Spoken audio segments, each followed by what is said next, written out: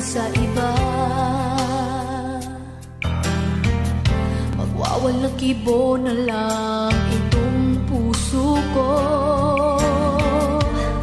Walang sumbat na maririnig. Patak ng luha ko